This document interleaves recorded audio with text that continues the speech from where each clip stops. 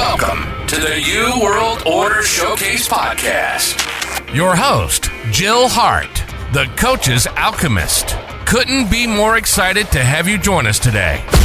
On this podcast, we celebrate the champions of change, the up-and-coming life, health and transformational coaches who are fearlessly stepping forward to make a difference in the world.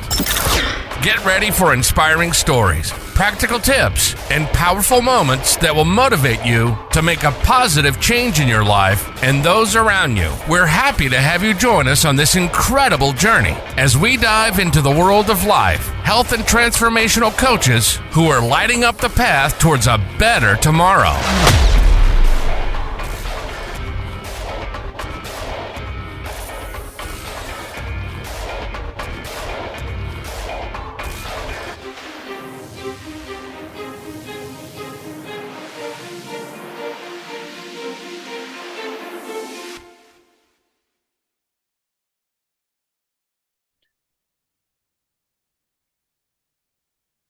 Okay, hello, and welcome to the New World Order Podcast Showcase. I'm your host, Kasey Lian, and I am pleased to introduce our guest for today, Kris Belfry. Kris is going to discuss with us how he successfully coaches, teaches, and supports people and how they connect to their mind and their body by relaxing their nervous system. Kris, this sounds so fascinating. I'm really excited to get the conversation started. So why don't you just jump in and tell everyone about yourself, your story, how you got here, all the good stuff. This is the show about you. Wow, thanks. Thanks for having me, Kasey. Yeah. My story really starts at 13. And I was in a serious car accident and almost died. But in that moment, I realized that I really wanted to help people. And, it's not something I actually seen until later down the line, but a lot of my family and friends had noticed that there was a change in me. And it kind of led me to go. I didn't know what I wanted to do in high school. I knew I liked two things, I like science and I like sports. So I went to school to be an exercise scientist, and in university, I kind of got to the idea. My main professor was a sports psychologist. He had a doctorate in sports psychology. So we really talked about that whole mind in sports. And so I love that idea of like placebo and that idea of like how we thought of. And so even back then, and this was in the 90s, how golfers were visualizing their shots and basketball players were visualizing, their shots. Baseball players, pitchers would visualize, pitches and before a game. And those things kind of fascinated me, the natural ability to heal, with like exercise and the benefits. Obviously, we all know benefits of exercise, but it really, but at like a deeper level. So I really wanted to explore like more of a natural way, because at the time I was looking at maybe physical therapy, pharmacy, be a doctor. I didn't really know. So once I kind of got that, I really realized like I want to find something more natural, and I found chiropractic. My mom was seeing a chiropractor. And she said, this is really what you kind of talk about all the time. And I'm like, wow. So this was like when you had the old dial up. So here I am searching all the schools on the internet of different schools, or learning about what chiropractic is. I spoke to mom's chiropractor. I started, going for treatments myself. And I was like, yeah, I'm all in on chiropractic. So I ended up going to school to be a chiropractor. And in chiropractic, I learned that chiropractic can help 75% of 75% of people. Because originally I was like, if you were, had a spine and you were breathing, I wanted to adjust you. And I realized like, wow, I can't really help everybody. And naively at the time, I wanted to help everybody. And so I started studying every chiropractic technique I could. And so over time, over the last like year or 2 years in the program, I studied probably at least 10 chiropractic techniques. I studied acupuncture and become certified in a lot of those things. And I still was kind of a kid that asked a lot of why questions ever since, I was little to even today, and, to the detriment of some friendships that, because I always want to know why someone does something or why the body does what it does. And so eventually, when I graduated from chiropractic school, there's a guy doing something different, and had to come home for Christmas, and I had to write boards for the state. I was going to Kentucky to practice, so I had to wait for the state board there, and they weren't until like March. So I went home for a few months while my stuff was in storage to move, and this guy was doing something different in my hometown, and I wanted to learn what he was doing because my mom was seeing him, and he really wasn't explaining it, but he was helping with all sorts of problems. And so I went to talk to him, and he ended up actually being my cousin's husband. And so we kind of hit it off, and I was like, wow, this is an interesting technique too. And it deals more, it was from a chiropractic technique, but you didn't have to be a chiropractor to do it because these guys weren't. And I was like, wow, they were helping with all sorts of problems. And so I was like, well, I want to learn this. So I put off my chiropractic and I studied that. And eventually I just decided that that's what I was going to do. And so I started this brick and mortar business that it was, really what it is more based on energy. So it's really treating the body as a whole. And so I started to practice that, but then I already started to see people still slipping through. So when I was an a chiropractor, some people would have to keep coming back. So if I was really getting to the root of the problem, then they wouldn't have to come back. So it's like, well, what's going on? Why do they keep coming back? Or why do I have to go 100 times to feel better? And so what I started practicing was getting people better quicker. So I was on to something, I realized that. But as I started to practice this, I realized there was still something missing. I would still like see some people, I'll never see them again. They might come back with another issue. But I was having still people coming back. And I was treating also, I had people with cancer to toe pain and everything in between. And so people were starting to get better, but there's some that weren't. And I was like, why are these people aren't? And, when you're in practice, you start to become more social. They come to me and they talk about, their life issues. And the story I always tell is I had a client who's a perfect example. And he hated his job. Like he knew to the day when he was going to retire. And I'm not saying, oh, I've got like 3 more months. This guy had like 405 more days of work in 3 hours. Like he knew to the minute of, that's how much he hated his job. And he had referred a lot of people because he did so well with his back pain. He came with back pain and he had referred a lot of people. And he's like, Kris, like, he's naming people. He's like, they never come back. Like, how come I'm still coming back? Because he was still having to come back every, 6 weeks or so. And I was like, he's like, when am I not going to have to come back? And I realized like, well, when you retire, because his stress was his constant thing. And that's my biggest kicker. I realized like stress was the biggest component in our overall well-being. And it wasn't just stress now, but it's stress from sometimes our childhood. And I'll get into that too, if you like. And so what I noticed was, he retired after those, 400 days or whatever. And then he stopped having to come in. I seen him one time. I think he hurt his back in 18 months or something. But it was interesting. He'd come in with his wife, and him and his wife would bicker. They'd bicker in the waiting room. She would come in and talk about him. He would come in and talk about her. It's like, I don't know why they're married, but what was interesting though, when I realized like the stress pattern was, when she retired, all of a sudden he started having come in again. Why? Because the stress now, one of his other stresses is at home 24/7. And so, and this, mind you, is way before, like this was in the early 2000s. So this is way before people really talking about stress really affecting us. And so, and I already started to dabble in understanding, like, because I had a person coming with back pain and, and through just working through some of that back pain was related to a past trauma. She was abused by her uncle. And she always wanted to reach out to her uncle and have a conversation about him because she would see him every year at a family reunion. And she came in and I didn't really talk about that. She had just mentioned in passing, and because sometimes things come up when you start to work on energy and things move, and she share that stuff. And eventually her back pain went away and not very long time, but it was interesting. She finally had that conversation with her uncle, something she always wanted to do. And that's when I realized how, this was early on. I'm like, wow, this is really what I wanted to hit on. So I really started to delve into that aspect. So not just the physical aspect or what we put on our bodies, but our emotional well-being. All those are important. And, I was helping a lot of people with emotions and different things. And some people were like, Kris, how do you help yourself? And I really didn't know. At the time I had more than one office and I was commuting like, 3 times a week for, 4 to 5 hours, 6 hours in a car at a time. And I got a lot of thinking done. And I've taken a lot of workshops. I've done a lot of work on myself, but I was wondering, like, how could I work on myself? And that's really what I practice today. So I still have some people I see in my brick and mortar, but I really focus into moving on to helping more people online. So I moved my whole business at home. So if people want to come, they have to come to my house because my focus is moving and teaching people to help themselves. most people come to me and they're like, Kris, I'm broken, help me. And my goal is I want people to come to say, Kris, I'm broken, how can I help myself? And that's really what I focus on now. And that's really what the whole relaxing their nervous system. So in the process, I was my own guinea pig. And I'm Canadian, so I play hockey. I still play hockey in my late 40s. And it's great exercise. But what's important is that I played, as a kid and different levels. And there's a lot of pressure that came in playing hockey and a lot of trauma that I experienced. And it's people, when I talk about trauma, they think like it has to be like a capital T trauma, like something severe happened.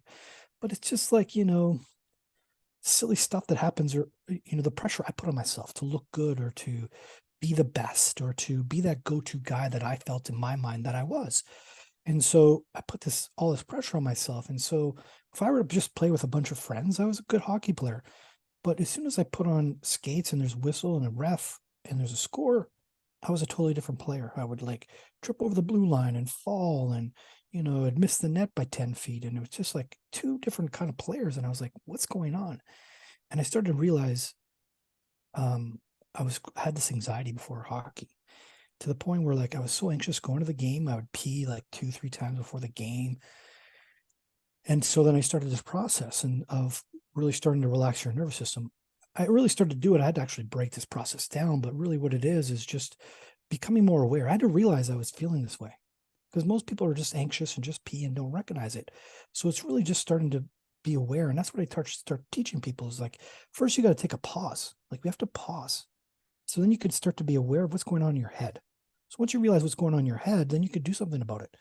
Because not only do you think it, you actually feel that in your body. So when I was anxious, I was feeling that in my body.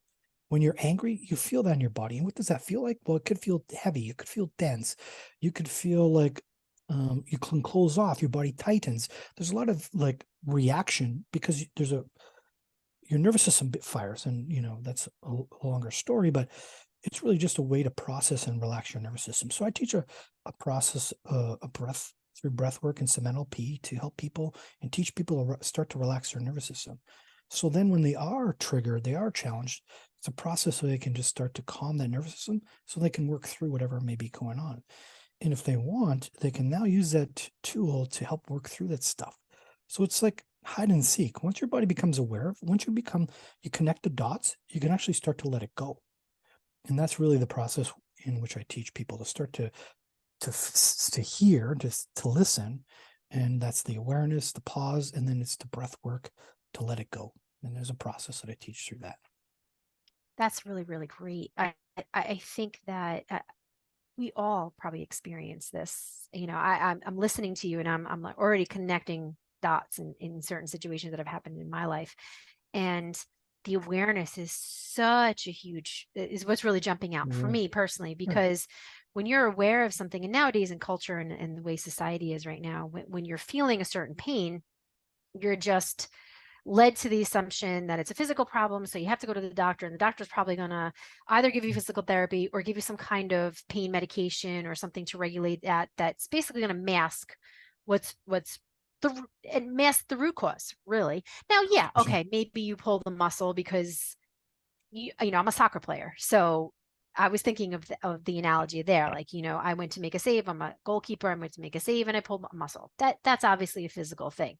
I don't think that, that pain is harboring something from when I'm a child, but having the awareness that it could be something else and it could be deeper if something's a little bit more chronic, right? So like I hurt my back one time and it just was not going away.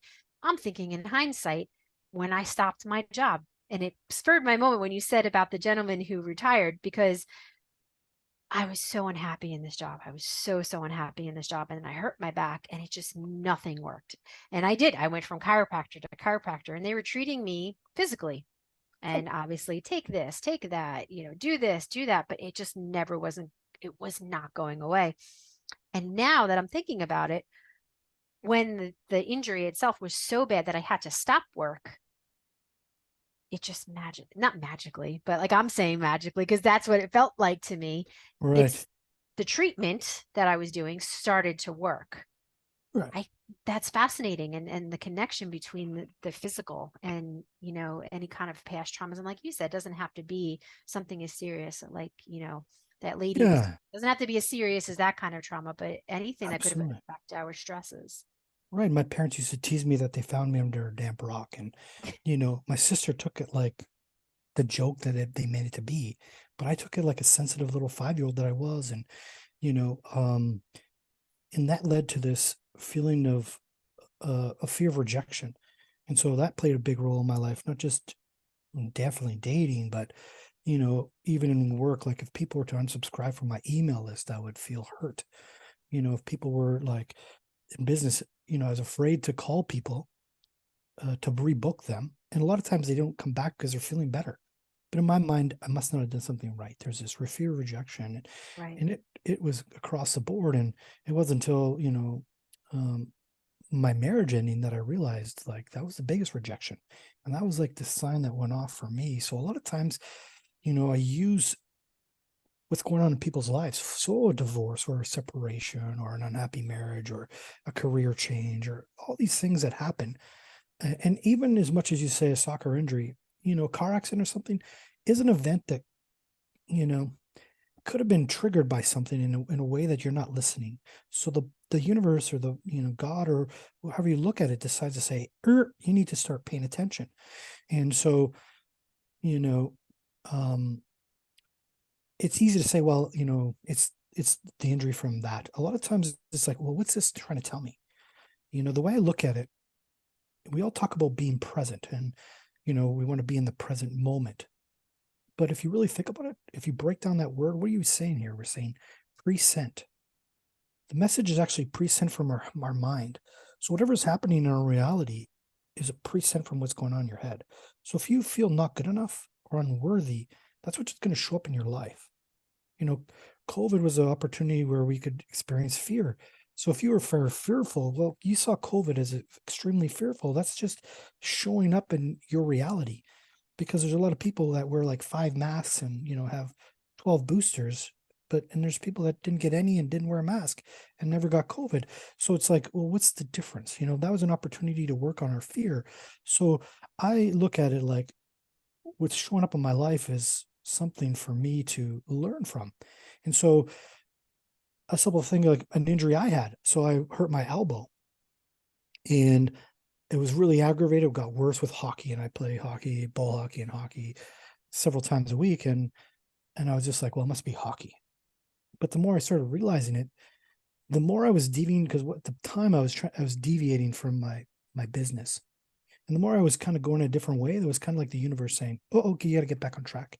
That's not the way you got to go. And so what I'm saying is like, maybe it's a message. So it might have been an injury from hockey, but it's just a message for me to listen. And so that's what in my intuition, it's funny because then I got back on track and the elbow pain went away. And so I'm like, let's try to see if I'm going to deviate a little bit. I'm going to start thinking about going in this direction. Sure enough, my elbow started to hurt again. So it was just like a key, like, okay, this is just my body speaking to me, rather than, chalk it up to a car accident that I was in, or, an injury that I sustained. And I'm not trying to just say anything that's not physical. I get people to invite them to listen to their body, ask their body, just like we talk about maybe what kind of food does their body listen to. Kids are great. If you have any children, it's because like, my daughter loves bananas, so she would eat bananas, and all of a sudden she's always having a banana. And then one day she's like, I don't like bananas. I'm like, what? Where does this come from? I've never liked bananas, Dad. I'm like, that's all you ate every day for like, 2 years was bananas. Oh, I've never liked bananas. It's just like they know what they need. So I'm like, okay, we won't give her bananas. So it's like our body often tells us things, and it's just like taking the time to listen, like ask, get curious. Yeah. So And I think a why am lot I of, getting this? and I think a lot of people these days think of like, listen to my body. That sounds so out there, right? It sounds Sure. so, that makes me sound crazy, or, Yeah. and things like that. But it really does make sense. It really does make sense. And I've always said that, like, whenever I did have an injury, and I did have continued playing, just because you were talking about hockey, I continued to play soccer until just about like this past season in my body, in my 40s, it's just not the same anymore. And, I had to come to that acceptance that like, okay, it's time. And I said that I have to listen to my body as much as I want to, Right. as much as I want to. This is not a good thing for my body anymore. And I have to make a healthy decision for that. And I think people tend to hold back a little bit, say like, I need to listen to my body, because that sounds a little crazy at first, but when you Yeah. think about the connection, it's kind of a no-brainer. Totally right. Yeah. Yeah. And Yeah. it's not like your body talks to you. It's just kind of Right. like being, and really, I mean, I don't want to get too woo. Yeah, but I mean, maybe your body will talk to you. It's going to tell you what it wants, if you give it a chance. But we're too busy with, video games and television and distractions, and that's, keeping your mind off of really listening. So, the more we kind of get present in ourselves and start to listen and quieting our minds and just seeing what comes up. Who knows what comes up, Right. And that's the way it's going to, right? It's not going Right. to have a conversation with you. It's going to come out in an elbow. It's going to Right. come out in a backache, or it's going to come out, maybe in an emotional sense, right? Where you're Right. feeling anxious and stressed, and maybe depressed and things like that. That's obvious. That's showing that there's an imbalance, Absolutely. Right. and I find it very, I love this kind of topic because our society is just, again, like I mentioned before, so quick to jump the other way and Yeah. kind of be like, oh, you're feeling this, we have something for that. Right. Not to say that modern medicine is like we should completely ignore it, obviously, but it's very comforting to know nowadays that there are more natural and holistic ways that you don't have to jump to those things. And maybe you do need Right. it for certain things, of course, but there are also things that you can work on. And we also have to admit that, like, I'm not equipped to do that. I don't know how to balance myself. I don't know how to. So having someone like you would be wonderful to kind of teach me to Yeah. step back and take that breath, like you said. Right. Yeah, absolutely. And I agree. I mean, modern medicine is there for a reason as well. And it's just like, sometimes, and when we don't listen to the message, the body's not going to stop trying to tell you, right? So that back pain may become into back pain and hip pain. Then you're going to get surgery on your back and maybe a new hip. Then it's going to be your knee or your other knee or another hip, or the body is trying to tell us to wake, or it shows up as cancer or something else. And, people say, oh, well, no, that's cancer because I've been smoking for 30 years. Yes, the smoking didn't help. But, what else is there for you to listen to? What have you been, stuffing down? What aren't you, being honest with yourself about? What aren't you listening to within yourself to, because I went through my own health issue. I had, you know, um, a kidney transplant. I had a, a again, it's not an autoimmune disease. I don't want to go down too big a rebel, but I needed a kidney because mine was functioning less than 5%. It came out of nowhere for me, so it didn't have any symptoms because it's called IGF nephritis, and it's just slow going. It's like your body attacks itself slowly over time. So a lot of the symptoms just seem like normal because it's not like you go from having like a problem to like, maybe you have lost weight for no reason, or you gain weight for no reason, or you just like all of a sudden you collapsed. This is over time. I could have had it for 20 years. And so it's just so a lot of the symptoms have happened over time that just seem normal, to have foam in your urine and, some itchiness. And, I'd gained some weight for sure, but I'd gotten married at the time and I quit playing a lot of my sports that I was playing. And so there was a reason why it was some of them, and I'd chalked it up.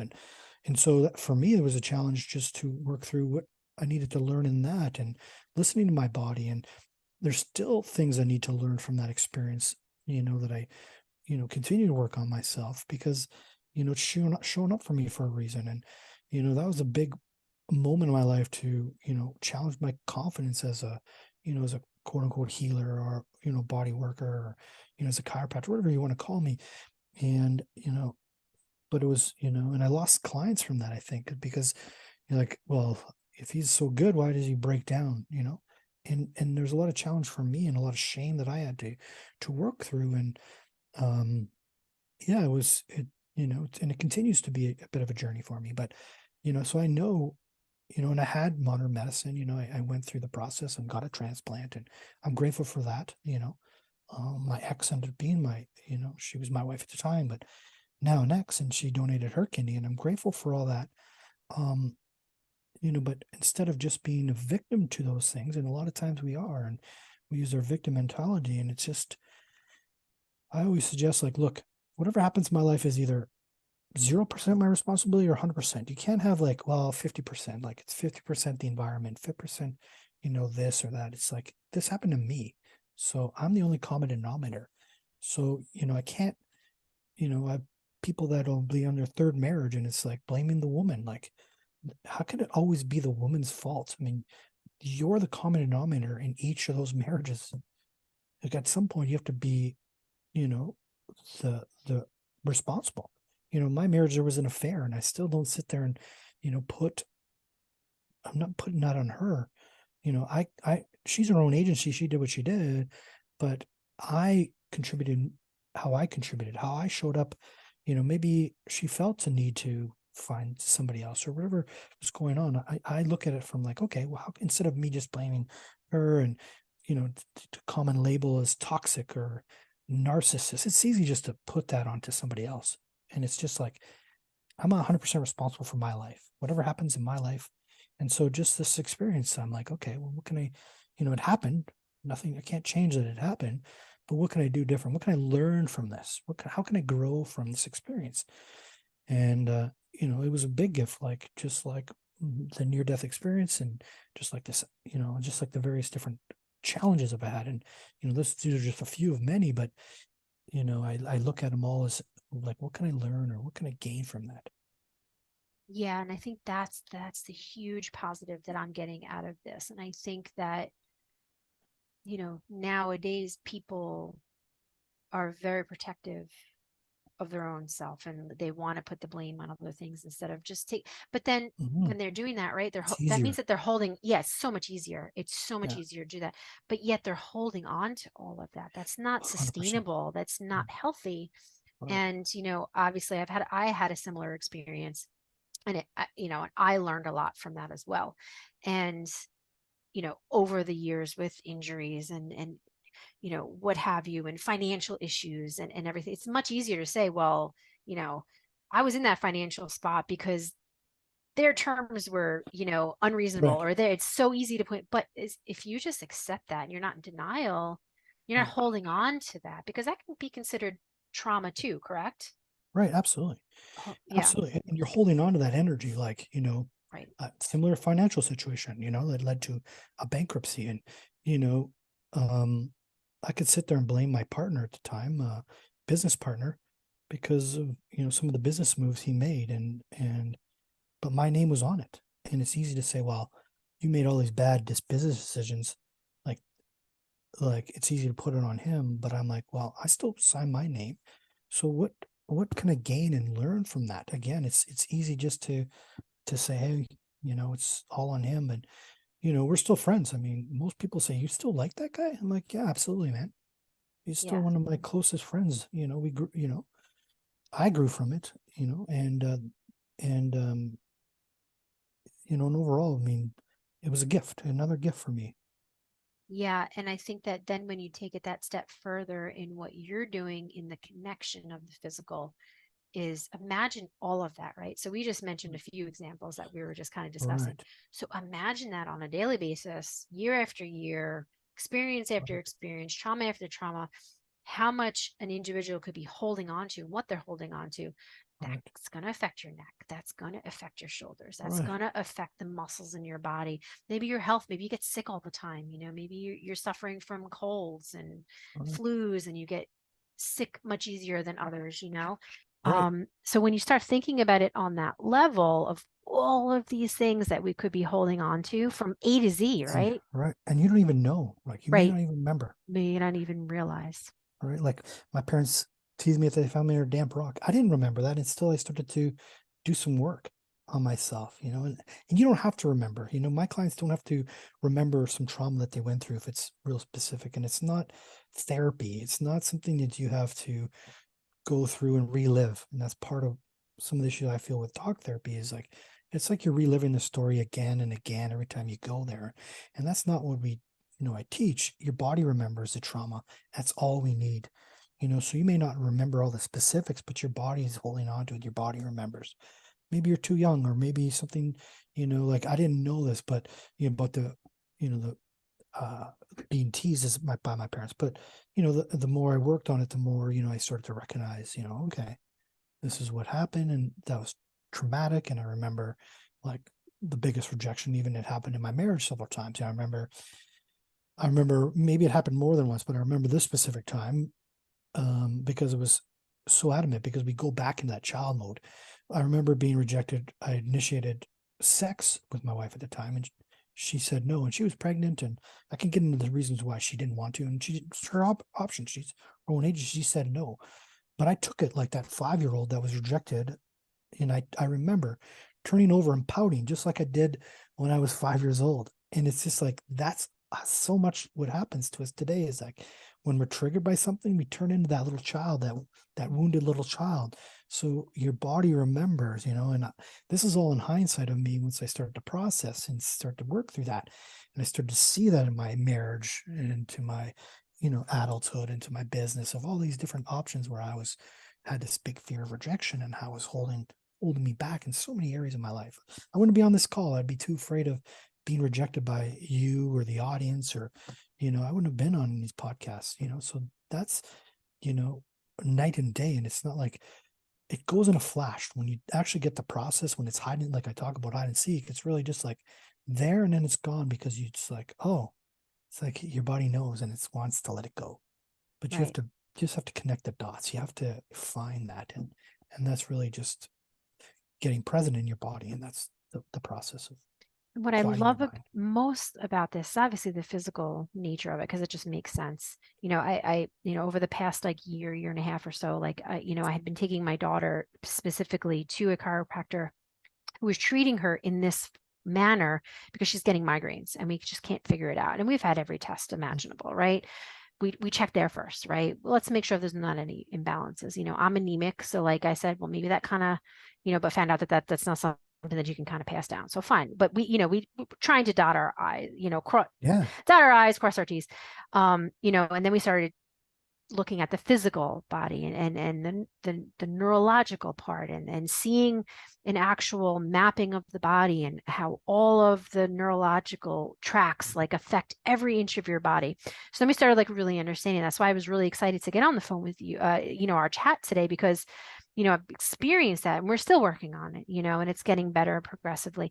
But what I love about this is kind of the ripple effect from this process that you're doing with people, because once you have that acknowledgement and that recognition, I feel like it could ripple down to other parts of your life. So if you're struggling with one part of your life, you're going to be more aware, and it's going to be positive for all aspects of your life, whether it be your relationships or your maybe you're just in a better mood now. So now you're producing better at your job, and maybe you're a happier person, towards the parents, on your kids' sports team and their coaches. Like, I feel like when you're in this state, like you feel like everything around you in your life is like out to get you in a way, right? Oh, so I feel like if you have this connection and you go through what you're teaching, it's going to affect and ripple in all aspects of your life.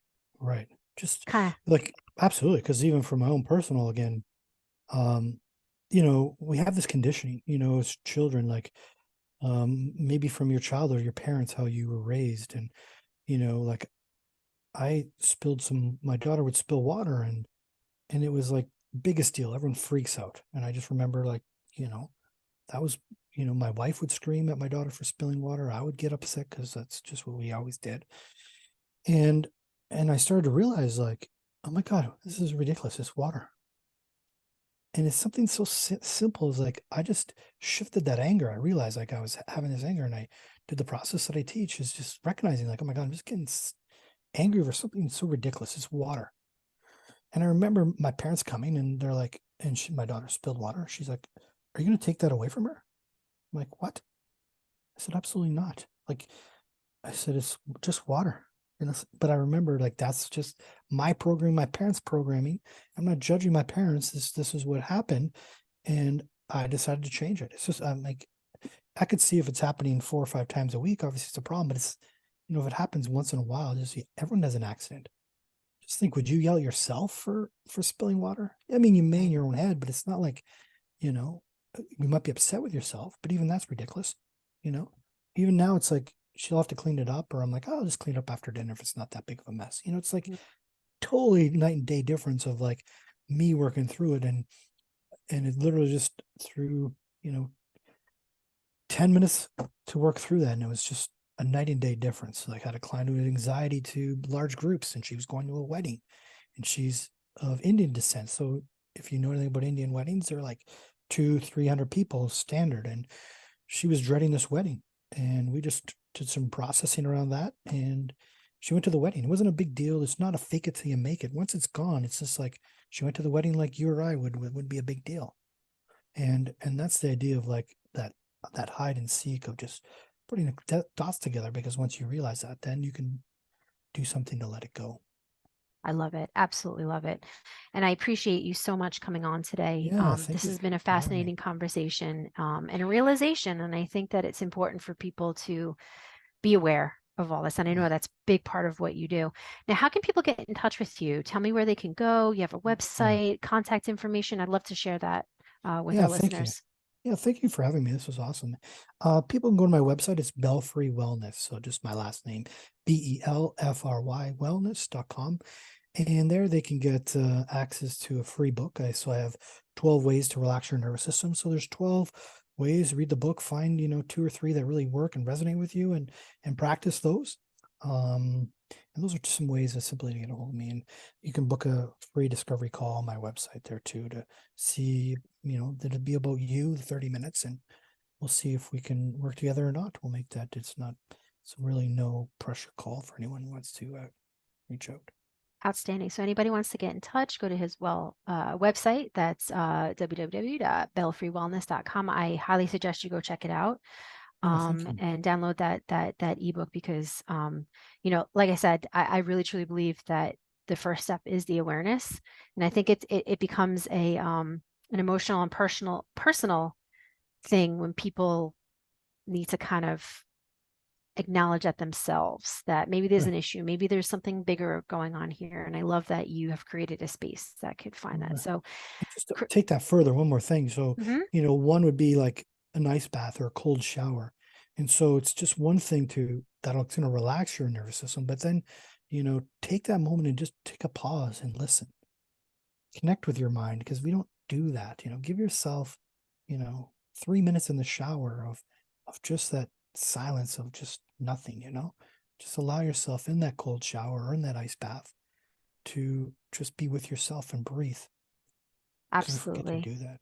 Yeah, I think a lot of people do. I think most of us probably do. But listen, Kris, thank you so much for coming on today for this session. It was really great. Thank you for your time.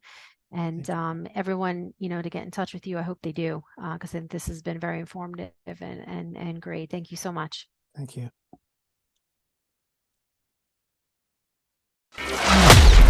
Thank you so much for tuning in to another empowering episode of the You World Order Showcase podcast. We hope you've enjoyed hearing from our incredible life, health, and transformational coaches who are making a profound impact on the world. Remember, change begins with you, and you have the power to transform your life and the lives of others.